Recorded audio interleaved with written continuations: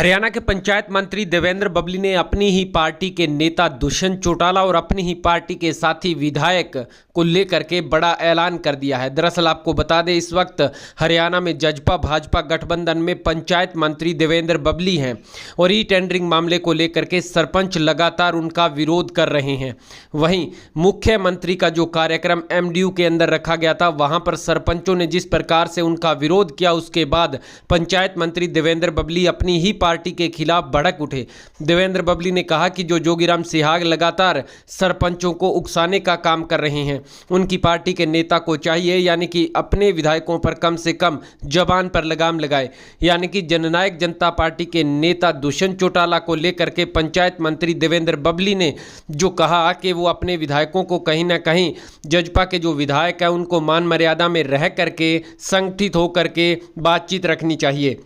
उन्होंने कहा कि ई टेंडरिंग मामले को लेकर के सरकार ने सभी विधायकों से राय मशवरा करने के बाद इसको लागू किया है और ई टेंडरिंग से भ्रष्टाचार को ख़त्म करने का प्रयास किया जा रहा है। वहीं हमारी पार्टी के कुछ विधायक लगातार सरपंचों को उकसाने का काम कर रहे हैं, जिसको लेकर के सरपंच कहीं ना कहीं बहकावे में आए हुए हैं। लेकिन जो सरपंच वास्तव में अपने गाँव का काम करवाना चाहते हैं, वो अपने घरों में लौटे हुए हैं और अपने गाँव का विकास करवा भी रहे हैं। लेकिन चंद लोग हैं जो कहीं ना कहीं किसी नेता के बहकावे में आकर के सरकार का विरोध कर रहे हैं, तो उसको लेकर के बड़ा ऐलान किया गया है। और साथ ही जननायक जनता पार्टी में जिस प्रकार से दुष्यंत के खिलाफ बगावत का झंडा बुलंद हो रहा है, आने वाले समय में जजपा को लेकर के भी 2024 चुनाव से पहले बड़ा झटका भाजपा दे सकती है, क्योंकि 41 विधायक खुद भाजपा के हैं और उसके बाद यदि